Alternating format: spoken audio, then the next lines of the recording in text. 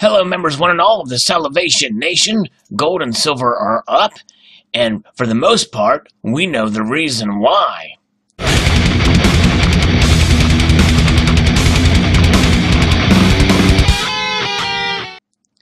And the reason stems mostly from geopolitical concerns, as tensions are very tight between the United States and Russia over the Syrian situation and the gas attacks that had occurred recently. And this article comes to us from Market Watch. So the gold has ended at a 2.5 month high as Syrian tension sparks flight to safety. And so, as is always the case, and I think it's always never enough of a reminder for those of us who are might be a little bit queasy about the prospect of holding precious metals when prices go down. It's things like this that gives us confidence in the precious metals. Gold futures ended Wednesday at their highest level since late January, buoyed by the geopolitical tensions focused on Syria and elsewhere that put the haven metal in demand. June gold rose $14.10, or 1.1%, to settle at $13.60 an ounce at the time of this article was written. That was the highest finish since January 25th. In electronic trading shortly after, minutes from the Federal Reserve's March meeting, however, gold futures fell from the settlement to $13.54.40. The minutes reinforced the view that more interest rate increases are on tap. Higher interest rates can boost the dollar and dull demand for dollar-denominated commodities, so that kind of hampered it a bit. But the ICE U.S. dollar index is down a negative 0.12%, which measures the greenback against six major rivals, was up less than 0.1% at 89.65 after the Fed minutes, but traded off the session low of 89.36. Commodities priced in dollars often trade inversely with the dollar, as moves in the U.S. unit can influence the attractiveness of those commodities to holders of other currencies.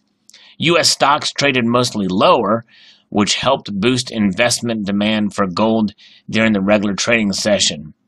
Investor attention has momentarily shifted from anxieties over trade conflicts to concerns about a possible military strike. Well, it's pretty much all but a done deal, really, against Syrian President Bashar al-Assad from an alleged government-led chemical weapons attack. Rising anxieties in the Middle East and the possibility of drawing a response from Syrian allies, Iran and Russia, have attracted some investors to safety investments, including gold, the yen, and bonds. Both yellow and black golds, which are oil, are currently finding support from heightened fear among investors that the U.S. and its allies may soon launch a military strike against Syria, said Fawed Razakzada, technical analyst with Forex.com. Political tensions added to the climate.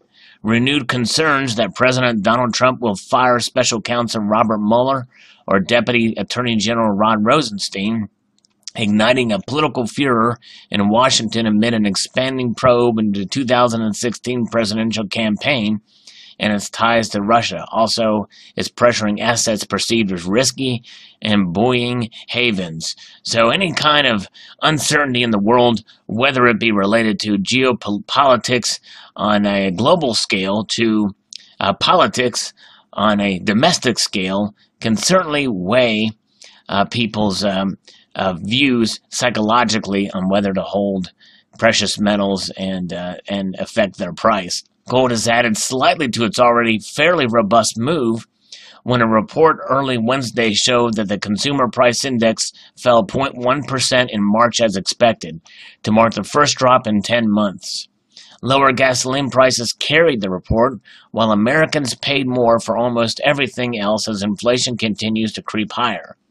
Still, the tepid report may help keep Fed rate hike aggressiveness in check, a positive for gold. In other metals trading, May silver was up 0.48% and also rose 1% to $16.76 an ounce. So quite interesting indeed. And there we see, and here's actually the gold price, silver price here from goldprice.com. Gold is well above 1350. $1,353 an ounce there, and silver is at $16.70 an ounce. Platinum and palladium are staying well below $1,000 still. So some room to move for both of those metals upwards, but gold and silver are kind of the focus typically for most of us. Some of us like platinum and palladium as to diversify our metals portfolio, but nonetheless, typically gold and silver are seen as money and have been money for thousands of years, and that's where you're going to see most of the price action in terms of a safe haven. Typically, platinum and palladium, when they trade up higher, they do sort of follow suit with gold and silver, but those are seen more as commodities rather than protections or hedges.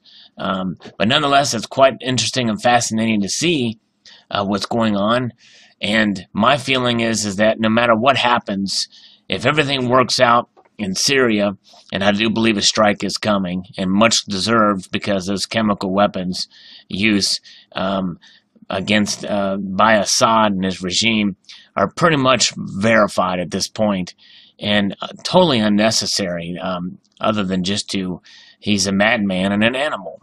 And it's a shame that it has come to this, but nonetheless, he needs to be held to account. So I fully support Trump's action against Assad, and thankfully we have most of our allies on our side, save for Russia and Iran, which are obviously supporting and propping up Assad as the dictator there.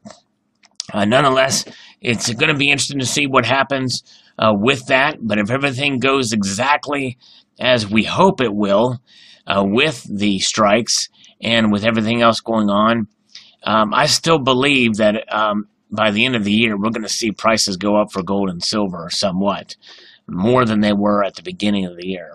And rest assured that with these prices going up or moving in any direction, no matter what, you're never going to see huge, vacuous price movements, even in silver, to the point where it's going to be a crash situation. I don't believe that precious metals do crash, so to say. They spike and they dip, and they can dip harshly, but only so much. There's only so much that can be done, even with the manipulation, which some of us feel it's less than what others feel it is.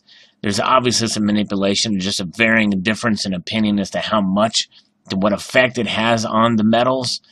But even as such, it can only do so much because these metals have survived many different epochs and time periods, and they will continue to survive and strive for what they are: hedges, protections against economic instability and against what's going on in the world.